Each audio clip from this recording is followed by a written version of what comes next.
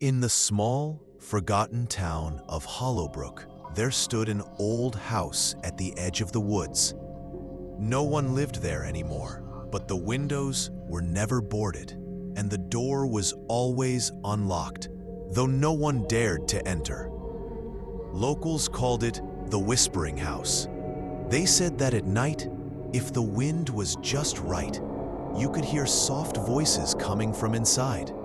Not loud, not clear, just whispers, like secrets being passed from one shadow to another. Ethan, a young journalist from the city, had heard the stories. Skeptical and eager for a story, he decided to spend the night inside the house. Armed with a flashlight, a notebook, and a voice recorder, he stepped through the creaking front door. The air inside was cold, even though it was summer. Dust danced in the beams of his flashlight, and the floor groaned under his weight. He found himself in a living room, frozen in time. An old armchair, a dusty coffee table, and a fireplace filled with ash. He recorded everything. At first, there was nothing but silence, the kind that felt too deep, too heavy.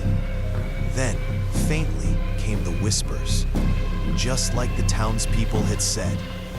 He paused the recorder and listened. The voices were close now, like someone breathing in his ear. But when he turned around, there was no one there. He walked upstairs, drawn by a pull he couldn't explain. The hallway had 4 doors.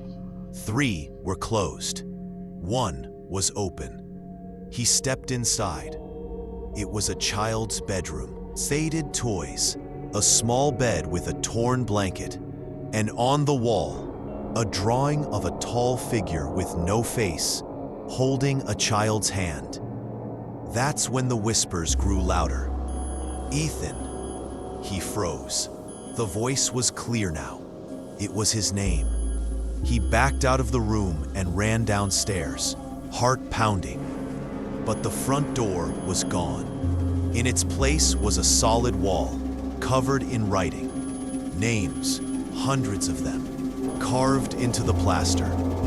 He checked his recorder. The last 5 minutes were missing. He screamed, pounded on the walls, tried to break a window. Nothing worked. The house had changed. The layout was different.